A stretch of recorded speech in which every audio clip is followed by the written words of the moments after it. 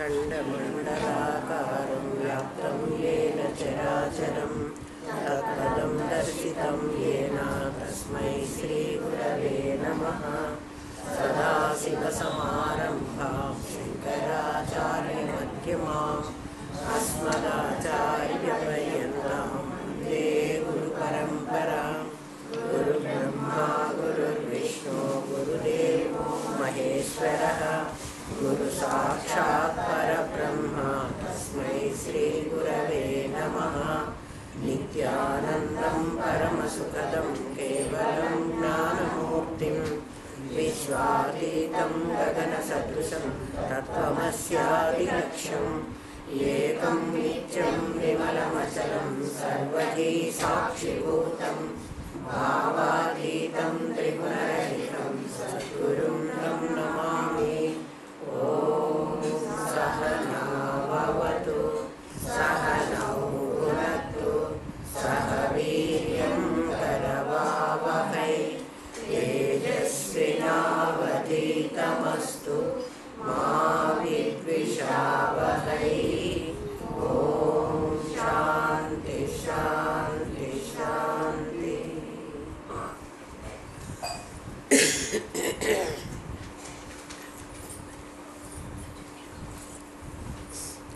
నిన్న పరమాత్మ అర్జునుడితో దూరేణ హ్యవరం కర్మ బుద్ధియోగాత్ ధనంజయ అని చెప్తున్నాడు. బుద్ధియోగాత్, ఈ బుద్ధియోగం, ఇప్పుడు బుద్ధియోగం అనే దాన్ని ఒక దాన్ని చెప్తున్నా. బుద్ధి యోగము అంటే ఎప్పుడూ కూడా కర్మని కర్మయోగము, కర్మ అనుష్ఠానము, కర్మయోగము అని మూడు రకాలుగా చెప్పాడు.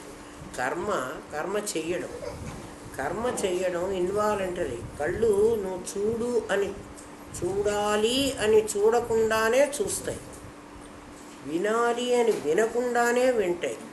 అంటే మనకు తెలియదు. అట్లా ఉన్నటువంటివన్నీ కర్మలు. వాటిని నువ్వు అవాయిడ్ చేయలేవు అర్జున. ఎందుకంటే అక్కడ కూనీ జరుగుతుంటే కూనీ జరగాలి అని నేను అనుకుని చూడలేదు. నేను అటు వెళుతున్నాను, ఆటోమేటిక్గా అది నా కంట పడింది, దాంతో నాకు సంబంధం లేదు. అయినా కూడా అవి కూడా కర్మే. ఆ కర్మ నన్ను ఒక సంకల్పాన్ని కలిగించే అవకాశం ఉంది. ఇవన్నీ కర్మలు. కర్మ అనుష్ఠానము అంటే కర్మ నాకై నేను చెయ్యాలి అని చేసేది. సంధ్యావందనం కానీ నువ్వు ఏ కర్మ చేసినా ఇవి అనుష్ఠానం. కర్మయోగం అంటే కర్మని పరమాత్మతో అనుసంధానం చేసేది మాత్రమే కర్మయోగం. కర్మయోగంలో నీకు కర్మఫలం ఉంటుంది, బుద్ధి యోగంలో కర్మఫలం ఉండదు. అందుకని అర్జున, నువ్వు ధనంజయుడు ధనుస్సును జయించిన వాడివి అంటే నీకు బాణ విద్య తెలుసు.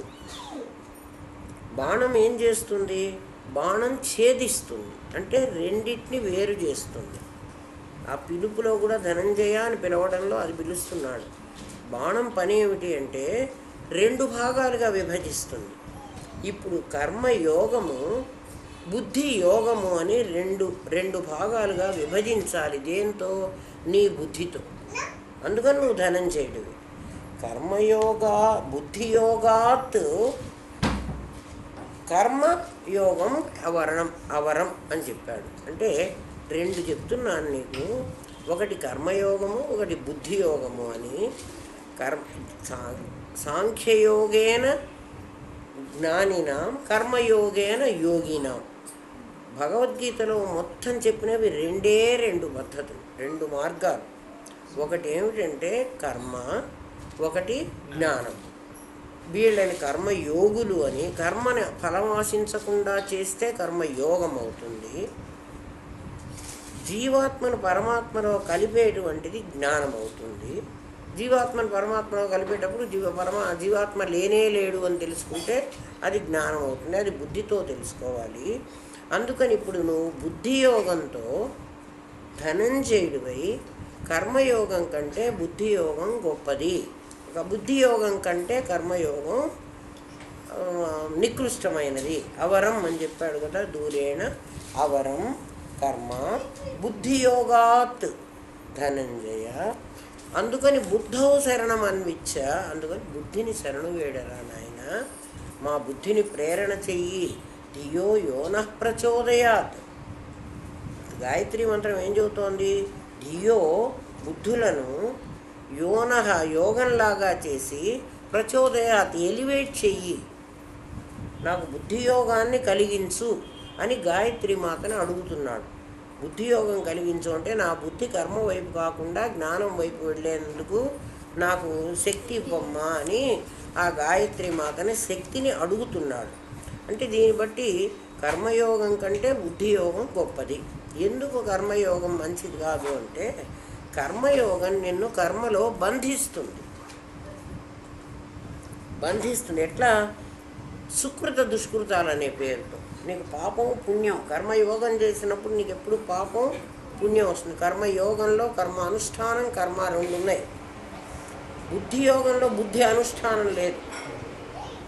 బుద్ధియోగం అంటే జ్ఞానమే. జ్ఞానం అంటే ఏమిటి? నేను నాది అనే రెండే ఉన్నాయి. నాది జడము, నేను చైతన్యము, నేనే అన్నీ చేస్తున్నాను, అసలు నేను తప్ప ఇంకొకటి లేనే లేదు అని తెలుసుకునేది బుద్ధియోగం. మరి కర్మయోగం ఎందుకు చేయాలయ్యా? నేను ఒకసారి నాకు బుద్ధినే చెప్పచ్చు కదా, బుద్ధియోగాన్నే చెప్పచ్చు కదా, కర్మయోగం చెయ్యి, మళ్ళీ బుద్ధియోగం చెయ్యి, ఇది అక్కడికి లీడ్ చేస్తుంది అని నాకెందుకు చెప్తావయ్యా అంటే, అర్జున నీకు అర్థమయ్యేట్టు చెబుతావు. నేను తుంగభద్ర నది ఉంది, ఒక నది. ఈ నదిలో స్నానం చేస్తే నీకు పుణ్యం వస్తుంది అని అన్నారు అనుకో. అంటే నువ్వు తుంగభద్రలో స్నానం చేస్తే నీకు పుణ్యం వస్తుంది. ఎవడో చెప్పాడు నీకు ఆ నదిలో స్నానం చేసి, పుష్కరానికి పోయి నదిలో స్నానం చేయమంటున్నారు కదా. తుంగభద్ర పుష్కరాలు, గంగా పుష్కరాలు, ఏవో కృష్ణా పుష్కరాలు, రకరకాలు. ఆ పుష్కర నదిలో స్నానం చేస్తే నీకు పుణ్యం వస్తుంది. తుంగభద్ర ఆ ఊళ్ళో ఎక్కడో కర్నూలులో ఉంది. నేను మహబూబ్ నగర్లోనో ఎక్కడో ఉంటా. అక్కడ మా ఊరికి దగ్గర కృష్ణానది ఉంది, తుంగభద్ర లేదు. నేను కృష్ణలో స్నానం చేస్తే నాకు పుణ్యం రాదా? వస్తుంది. ఎందుకని? నీ కృష్ణలో తుంగభద్ర కలిసింది. అది ఇంకా ఉపనది, ఇది నది, అది ఇందులో కలిసింది. కాబట్టి నువ్వు తుంగభద్రలో స్నానం చేయకపోయినా కృష్ణలో స్నానం చేసినా నీకు ఈ పుణ్యమే వస్తుంది. లేదు నేను కృష్ణ కూడా మాకు దగ్గర లేదు, నాకు సముద్రం చాలా దగ్గరగా ఉంది, నేను సముద్ర స్నానం చేస్తాను. నీకు సముద్ర స్నానం చేస్తే అన్ని పుణ్యాలు వస్తాయి. సముద్ర స్నానం చేస్తే పుణ్యం వస్తుందని అంటలే. సముద్రంలో గంగా కలిసింది, కృష్ణ కలిసింది, గోదావరి కలిసింది, అన్ని నదులు కలిసినాయి సముద్రంలో. అయితే నువ్వు సముద్రము అని స్నానం చేస్తే నీకు రాదు. ఈ సముద్రం కృష్ణ కలిసిన సముద్రమే అని అనుకుంటే పుణ్యం వస్తుంది. అంతే కదా అర్జున? డైరెక్ట్గా నిన్ను సముద్రానికి వెళ్ళి స్నానం చెయ్యి అని చెప్పడం నీకు సముద్రం అందుబాటులో లేదు. అందుకని నువ్వు యోగస్థం అని నేను విషయం చెప్పా, కానీ నువ్వు యోగంలో కూర్చోవటం అంత ఈజీ కాదు. అందుకని నువ్వు కర్మ చెయ్యాలి. మరి కర్మ చేస్తే నాకేమొస్తుందయ్యా అంటే, నిష్కామంగా ఎప్పుడైతే కర్మ చేస్తున్నావో చిత్తశుద్ధి ఏర్పడుతుంది. చిత్తశుద్ధి ఉన్నటువంటి దాంట్లో తేలికగా పరమాత్మ ప్రతిబింబం పడే అవకాశం ఉంది. ఎందుకంటే సూర్యబింబం నీళ్ళల్లో పడుతూనే ఉంది, దానికేం అభ్యంతరం లేదు. నీళ్లు చలనం లేకుండా ఉన్నాయి. నేను ఒక రాయి వేశాను నీళ్ళల్లో అలలు బయలుదేరినాయి. ఒక రాయి విసురుతాను కదా, రౌండ్గా తరంగాలు వస్తాయి. నేను వరసన విసురుతూనే ఉన్నా రాళ్ళు, నీళ్ళల్లో తరంగాలు వస్తున్నాయి. ఇప్పుడు సూర్యబింబం పడటం లేదా? పడుతున్నది. నాకు కనిపిస్తున్నదే? క్లియర్గా ఉందా? ఉండదు. అర్జున, పరమాత్మ చైతన్యం నీ బుద్ధి మీద ఎప్పుడూ పడుతూనే ఉంది. నువ్వు అనేకమైన ఆలోచనలు చేసి బుద్ధిని భ్రష్టు పట్టిస్తున్నావు. అందుకని ఆలోచనలు ఆపాలంటే నీకు చేత కాదు. ఎందుకంటే నీకు తెలియకుండా కర్మలు జరుగుతున్నాయి. నువ్వు ఆపలేవు. ఆలోచనలను ఆపడానికి నీకు శక్తి లేదు, ఇంద్రియాలను ఆపడానికి నీకు శక్తి లేదు. అందుకని నువ్వేం చేయాలి? ఆ ఇంద్రియాలలో కర్మయోగాన్ని అవలంబించి, ఇది అనుష్ఠానం, ఈ కర్మ వల్ల నాకు ఫలితం వస్తుంది, చర్యకు ప్రతిచర్య ఉంటుంది కాబట్టి ఫలితం వస్తుంది, ఈ ఫలితం నన్ను స్వర్గానికో నరకానికో లీడ్ చేస్తుంది, అందుకని దీని నుంచి నేను తప్పుకుని ఉంటే నేను కర్మే చేస్తున్నా. మళ్ళీ ధ్యానం అంటే కర్మే, పరమాత్మ గురించి విచారణ అంటే కర్మే. నేను ఇట్లా చేసుకుంటే నా బుద్ధి నిష్కామ కర్మ ద్వారా చిత్తశుద్ధి ఏర్పడుతుంది. నాకు చిత్తశుద్ధి దేనికి లీడ్ చేస్తుంది అంటే జ్ఞానానికి లీడ్ చేస్తుంది. శుద్ధమైనటువంటి నీళ్లల్లో పరమాత్మ ప్రతిబింబం ఈజీగా పడుతుంది. అట్లాగే నా బుద్ధి కనుక అట్లా శుద్ధి అయినట్లయితే, అందుకు అర్జున నీకు ముందు నిష్కామ కర్మ చెయ్యి, కర్మయోగం చెయ్యి. నీకు రెండెందుకు చెప్తున్నాను, ఒకటే చెప్పక నాకు రెండెందుకు చెప్తావయ్యా, నాకు అదే చెప్పరాదా? ఆ ఫైనల్ ఏదో అంటే, ఫైనల్ది నువ్వు డైరెక్ట్గా అందుకునేది కాదు, ఇక్కడి నుంచే వెళ్ళాలి. నీ సాధన ముందు కర్మ చేయటం, కర్మని గుర్తించటం. కర్మని గుర్తించడం అంటే నీ కళ్ళు చూసినవి, చూడంగానే నా మనసు ఏం చెప్పింది. పిల్లవాడు, నువ్వు ఆఫీస్ నుంచి వచ్చావు, పిల్లవాడు ఎదురుగా దగ్గరకు వచ్చాడు, వాడిని వెంటనే నువ్వు ఎత్తుకున్నావు. ఇది మామూలు ఇదేం పెద్ద విశేషం లేదు. ఎత్తుకున్న తర్వాత నీ మనస్సులో ఏమనిపించింది? కర్మని గమనించడం. నా కొడుకు అనిపించిందా? నేను రాగానే నా కొడుకు కాబట్టి వాడు వెంటనే నాకు ఎదురొచ్చాడు అనిపించిందా? అంటే నీవు ఎట్లా ఆలోచించుకోవాలో చెప్తున్నా. లేకపోతే వీడిని నేను పొద్దున్నుంచి వదిలిపెట్టి వెళ్ళానే, ఇప్పుడు వీడు నాకు దగ్గరికి వచ్చాడే అనేటువంటి భావంగా నీ భావన ఏం కలుగుతోందో, ఏవో కలుగుతాయి, ఏం కలగదంటే మాత్రం నేను ఏదో ఒక భావం వస్తూ ఉంటుంది. నీకు అర్థం అవడానికి చెప్తున్నా. ఆ భావాన్ని ముందు గమనించడం నేర్చుకో. ఇది నాకు కర్మకు కలుపుతుందా, కర్మకు కలపదా? ఖచ్చితంగా కలుపుతుంది. ఎందుకంటే అది మోహమన్నా కలిగిస్తుంది. ఎవరికైనా గుంపెడు మంది పిల్లలు ఉన్నారు, ఇంటికి రాగానే చచ్చా వెధవులు హాయిగా ఆఫీస్లో ఉన్నంతసేపే బాగుంది, ఇంటికి వచ్చేటప్పటికి వెధవులందరూ నన్ను చుట్ట పెట్టుకున్నారు అని నీకు ద్వేషం కలిగిస్తోందా? పిల్లల మీద అట్లా ఉండదులే ఎవరి తల్లిదండ్రులకి. కానీ నీకేమనిపిస్తోందో నువ్వు గమనించు. అంటే కర్మ జరుగుతుంది, కర్మని నువ్వు గమనించడం నేర్చుకో. అప్పుడు నువ్వు సాక్షిభావంలో ఉంటావు. కర్మ ఎప్పుడైతే నీకు రాగం కలిగించిందో, ద్వేషం కలిగించిందో, కర్మ ఫలం వస్తుంది. ఇందాక కర్మలో నువ్వు సాక్షిగా ఉన్నావు, నీకు ఫలం అంటదు. ఎప్పుడు? కర్మను గమనిస్తున్నప్పుడు. అర్థమవుతున్నది కదా? కానీ ఆలోచన వచ్చినప్పుడు మాత్రం ఆ భావం ఉంటుంది కదా మనకి. నాకు ఆలోచన వచ్చేటప్పుడు మీరు గమనించమన్నారు. గమనిస్తూ ఉన్నప్పుడు నువ్వేమవుతావు? అది పోతుంది, నువ్వు సాక్షిగా ఉంటావు. నీకు పోదు, అది పోదు. అంటే ఆ గుణం గుణం యొక్క గుణం కూడా రాలే ఇంకా నీకు. అసలు ఊరికే కర్మని గమనిస్తూ ఉంటే నీకేం రాలే. నీకు తర్వాత వచ్చింది మోహం. ఫస్ట్ పాయింట్లో ఫస్ట్ ఆలోచన స్టార్ట్ అయ్యేటప్పుడే నువ్వు కనుక ఈ కర్మను గుర్తించడం మొదలు పెడితే, కర్మను గుర్తించాలి. గుర్తిస్తే నీకు ఇంకా భావం రాలే. భావం వచ్చిందంటే అది రాగమైనా ద్వేషమైనా ఉంటుంది, ఏదో ఒకటి ఉంటుంది. ద్వంద్వాలు ఉంటాయి. రాగం అని చెప్పడు, ద్వేషం అని చెప్పడు, ద్వంద్వాలు ఉంటాయి. కర్మను గమనించడం ముందు నేర్చుకో అర్జున. ఇది ఫస్ట్ పాయింట్. అందుకని నీకు కర్మయోగం చెప్పాలి. ఫస్ట్ పాయింట్ దగ్గర ఆగవు కదా నువ్వు. మెల్లగా కర్మ అనుష్ఠానంలోకి వస్తావు. ఏమిటి అనుష్ఠానం? ఈ పిల్లవాడిని తీసుకెళ్ళి పొద్దున్నుంచి వీడికి ఒంట్లో బాగాలేదా, వీడిని డాక్టర్ దగ్గరికి తీసుకెళ్ళావా, వీడికి మందు వేసావా, నువ్వు వేయకపోతే నేనేస్తాను. ఇది అనుష్ఠానం. అంటే ఏమిటి? దానికి పని చేస్తున్నావు ఏదో. ఈ పని చేయటం వల్ల వాడికి ఆరోగ్యం బాగుంటే నీకు సంతోషం, వాడికి ఆరోగ్యం బాగలేకపోతే నీకు దుఃఖం. రెండు కలుగుతున్నాయి. ముందే వాడిని చూడంగానే నీకు ఇవి కలగలే.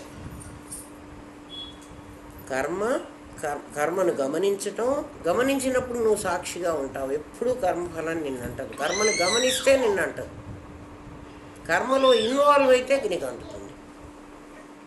ఇన్వాల్వ్ అవ్వడం, గమనించడం రెండు తేడాలు ఉన్నాయి. నువ్వు అందులో ఇన్వాల్వ్ అవ్వకూడదు. అవ్వకుండా కర్మ చేయి. అసలు కర్మ మానుకోమని చెప్పలే పరమాత్మ. కర్మ మానుకుని నువ్వు అసలు ఒక క్షణం కూడా ఉండలేవు అంటున్నాడు.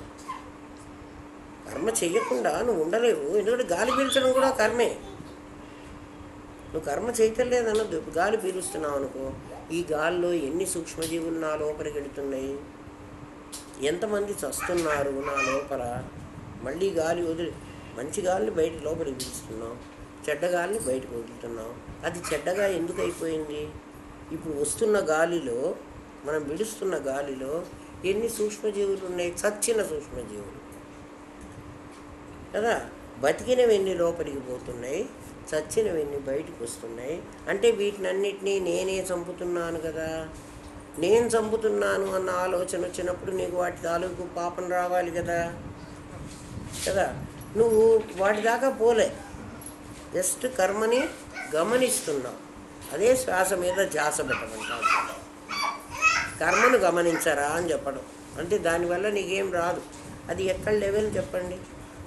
కర్మని గమనించడం, కర్మను అనుష్ఠానం చేయటం, కర్మను యోగంగా మార్చుకోవటం, బుద్ధి యోగంలోకి దాన్ని లీడ్ చేసుకోవడం.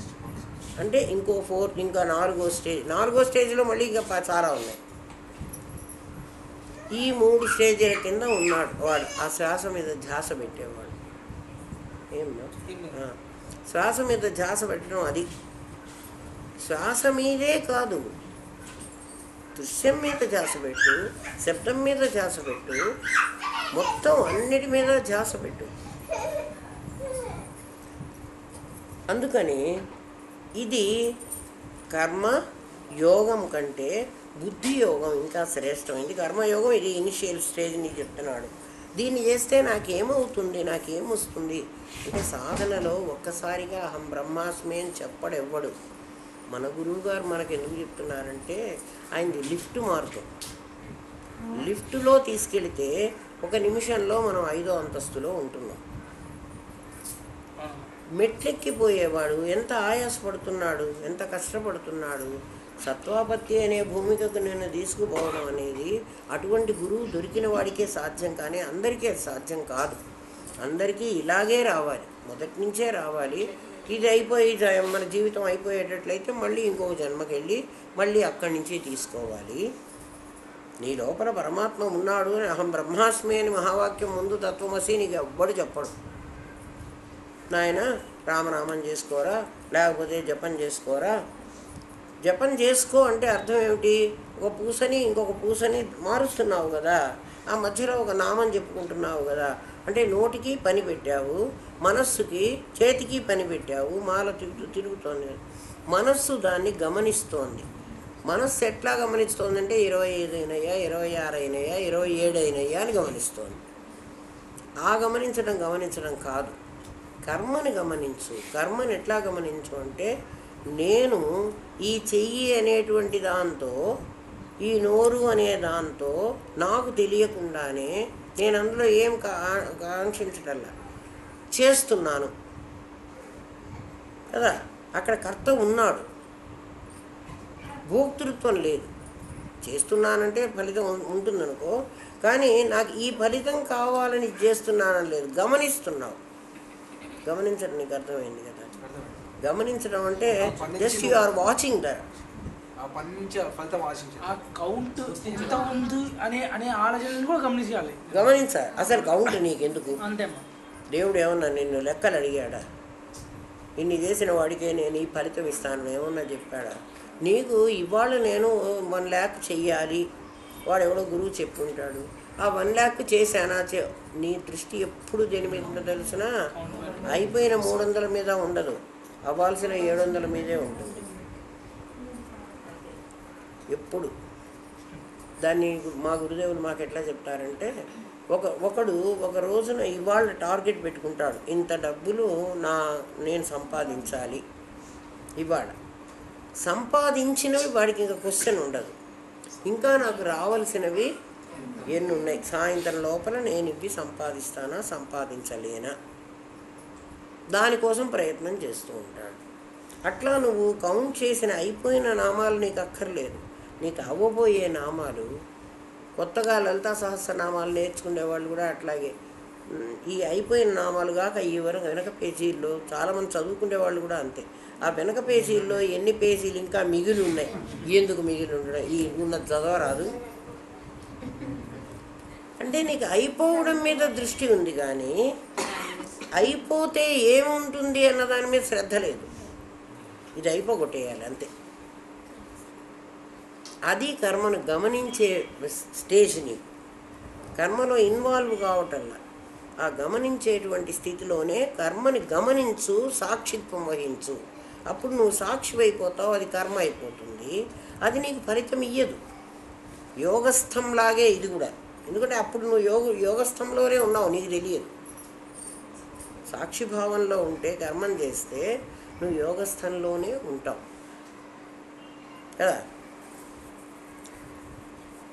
అది చెప్తున్నాడు. నిష్కామ కర్మ ఎందుకు చెయ్యాలి? నేను అసలు కర్మే అవసరం లేదని మీరు చెప్తే మోక్షానికి కర్మతో సంబంధం లేదు కదా, నేను నిష్కామ కర్మ ఎందుకు చెయ్యాలి అంటే, నిష్కామ కర్మ చిత్తశుద్ధి కోసం చెయ్యాలిరా. చిత్తశుద్ధి ఏర్పడితేనే నీకు అర్థమవుతుంది, అసలు లేకపోతే అర్థం కాదు.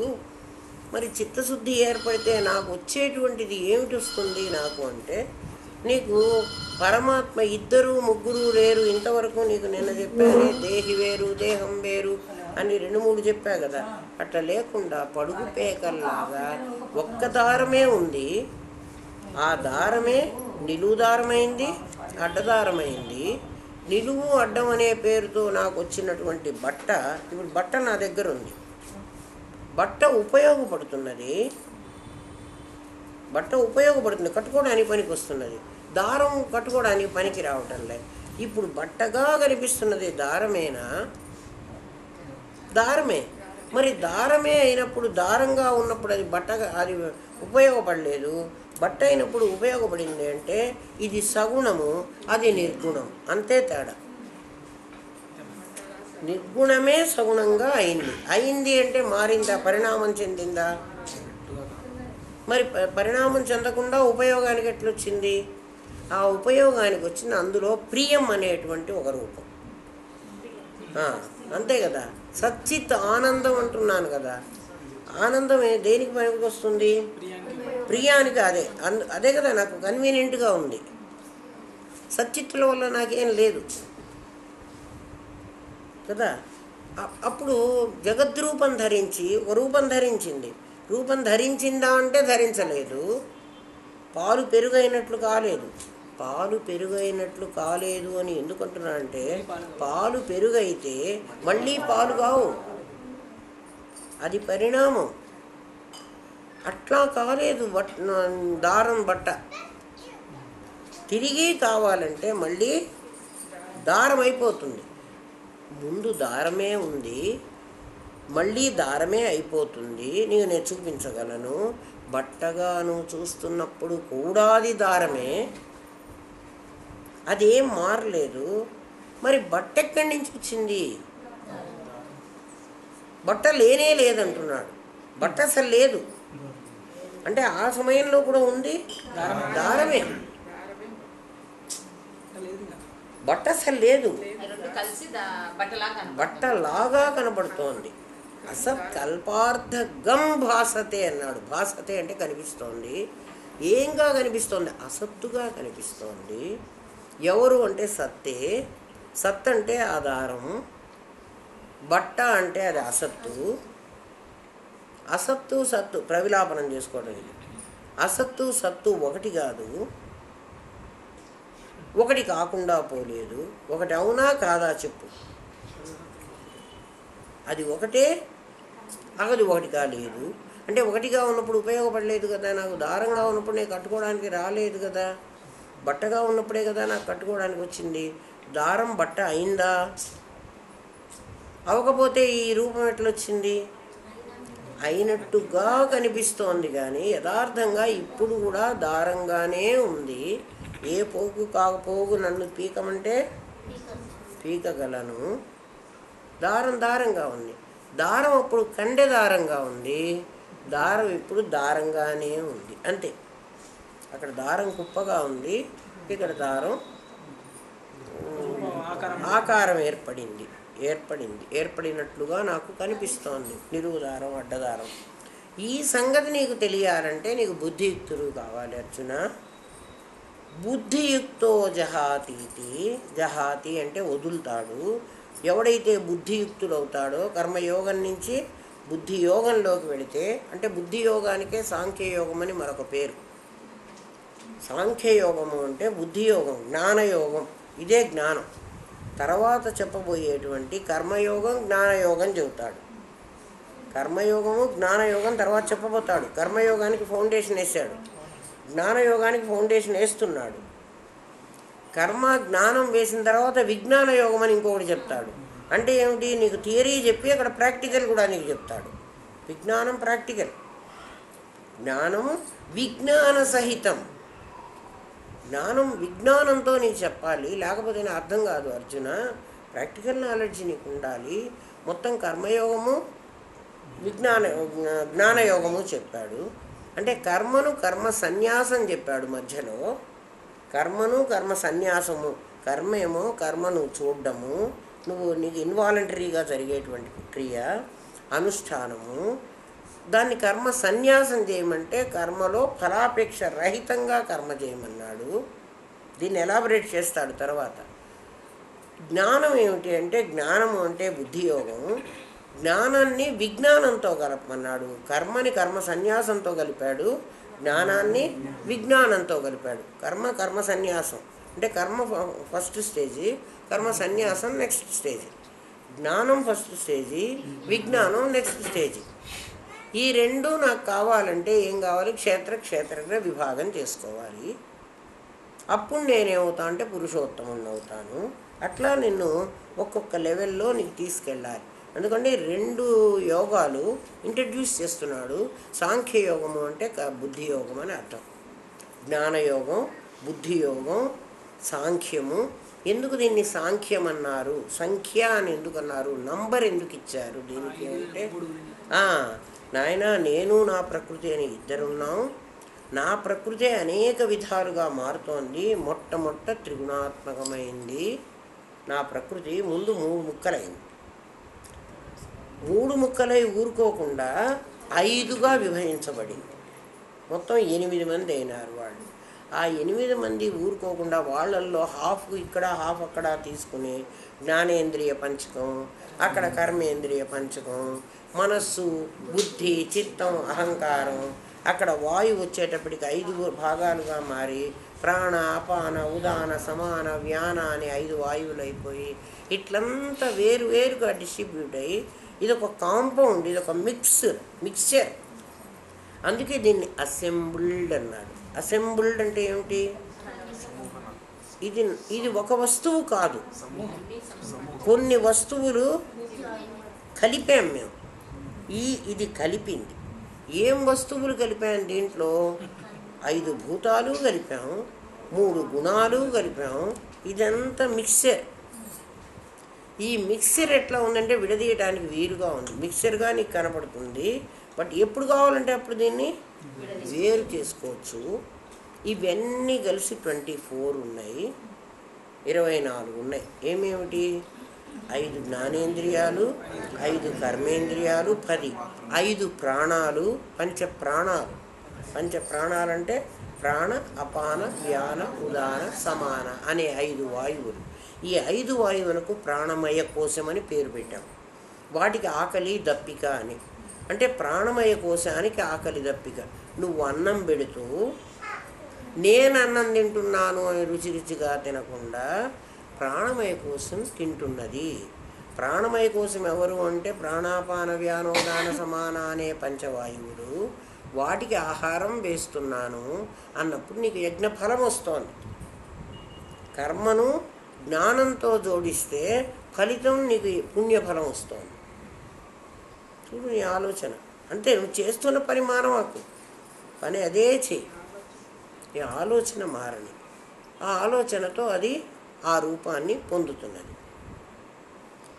5 వాయువులు, 5 తన్మాత్రలు, శబ్ద, స్పర్శ, రూప, రస, గంధ అనే 5 తన్మాత్రలు అంటే పంచభూతాలు వచ్చినాయి. వీటిల్లో 20 అయినాయి. మనస్సు, బుద్ధి, చిత్తం, అహంకారం అని 4 అయినాయి. 24. ఈ 24 కూడా జడములే. సంఖ్య అని అందుకు అన్నాడు. 24 జడములు, జడ పదార్థాలు. దీనికి ఒక చైతన్యం ఒకటి కావాలి. వీటినన్నిటినీ నేను అని అభిమానించే ఒక జీవుడు. ఆ జీవుడు ఎవరు అంటే 25వ వాడు. 26వ వాడు ఇంకోడు ఉన్నాడు. జీవుడికి మళ్ళీ తన పనులు తను చేసుకోవడానికి వాడే చేస్తాడు, కానీ వాడితో చేయించేవాడు ఒకడు, ప్రేరణకర్త ఒకడు కావాలి. వాడు ఈశ్వరుడు.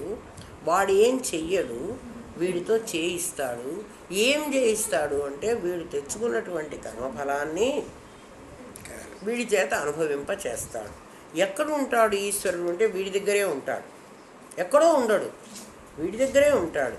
నీకు చూడు, ఆ అమ్మాయి ఎవరో అంతా పని చేసుకొని పడుకొని నిద్రపోయేటప్పుడు ఆ పాలు తోడు పెట్టిందో లేదో, ఆ వీధిలో దొడ్డి గుమ్మంలో తలుపు వేసిందో లేదో అని దానికి అనిపించింది చూడు. అనిపించిన తర్వాత అది లేస్తుంది కదా. ఆ లేచిన తర్వాత అది ఆ ముందు ఆ దొడ్డి గుమ్మం దగ్గరికి పోతుంది కదా. అక్కడ ఒక తేలు రెడీగా కూర్చుంది కదా, దీన్ని కాటేసింది కదా. అంటే ఎవడు ఆ తేలు దగ్గరికి పంపించాడు? ఈశ్వరుడు పంపించాడు. వాడు ఎక్కడున్నాడు? దీని లోపలే ఉన్నాడు. కాబట్టి ప్రేరణకర్త వాడు చెయ్యమని చెప్పేవాడు ఒక ఈశ్వరుడు. 24 నీ శరీరంలో తత్వాలు, అవి జడములు. 25వ వాడు జీవుడు.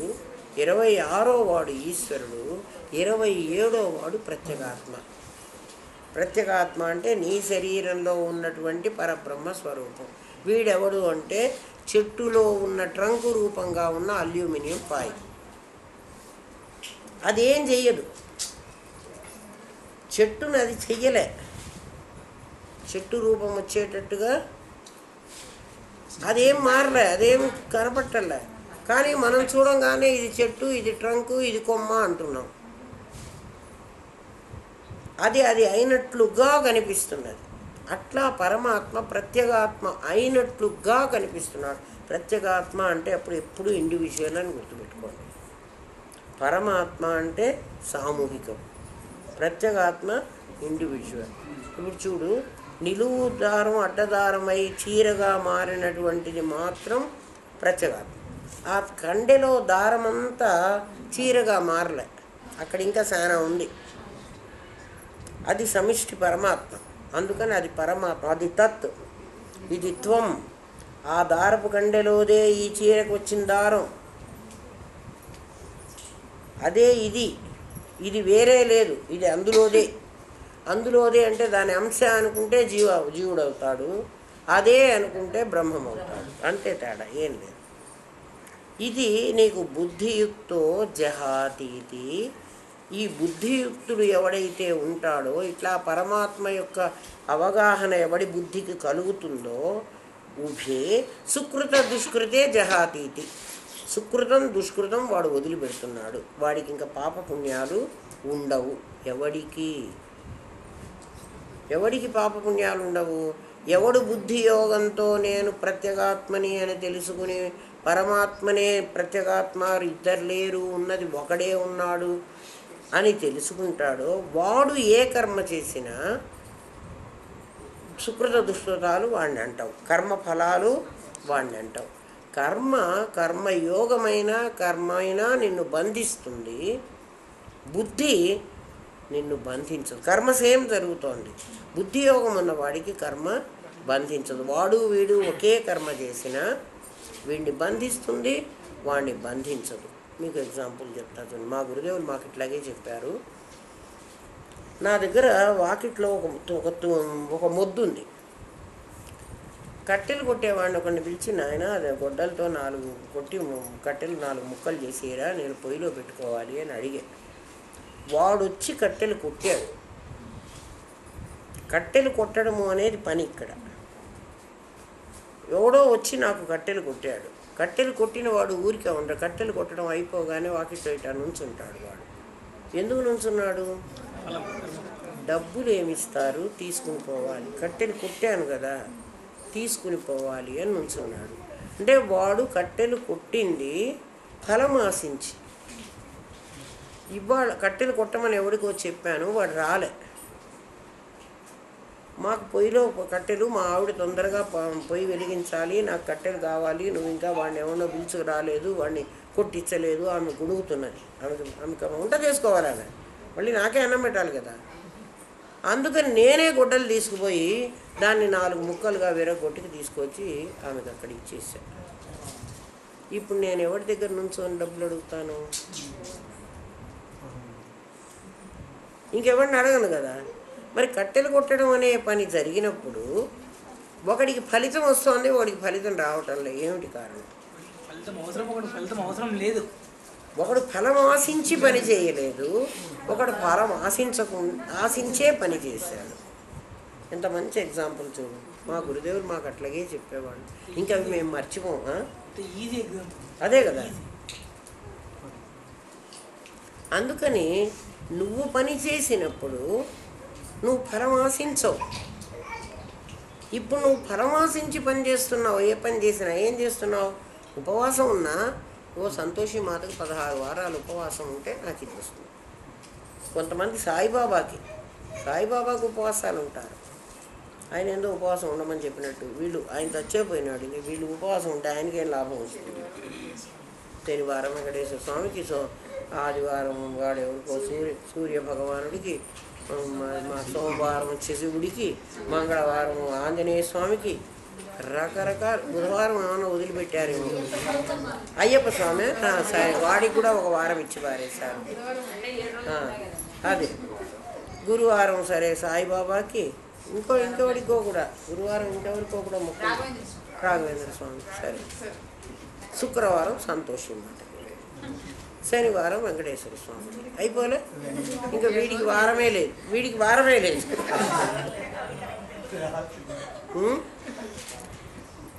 అర్జున, నువ్వు ఇట్లా కర్మలు చేస్తూ ఫలం ఆశిస్తూ ఉంటే ఎప్పటికి రా నువ్వు ఇది జనన మరణ చక్రంలోంచి బయటపడతావు? కర్మ చెయ్యి. కర్మణ్యేవాధికారస్తే మా ఫలేషు కదాచన. వాడెవడో కట్టెలు కొట్టేవాడు ఫలం ఆశించి చేశాడు కాబట్టి కట్టెలు కొట్టడం 10 నిమిషాల్లో ముగించిన, నువ్వు డబ్బులు ఇచ్చేదాకా గంట నీ వాకిట్లో నుంచోవాలి. వాడు నువ్వేం పని చేసుకుంటున్నావో వాడికి డబ్బులు ఇచ్చేది.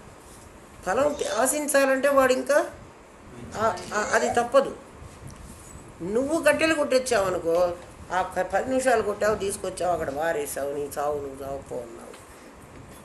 ఇంకా నీకు పట్టదు, నీకు దాని సంగతే పట్టలే, నీకు గుర్తు కూడా లేదు. ఎవడన్నా భార్యను పోయి నేను కట్టెలు కొట్టుకొచ్చాను కాబట్టి నాకేమి ఇస్తావని అడుగుతాడా?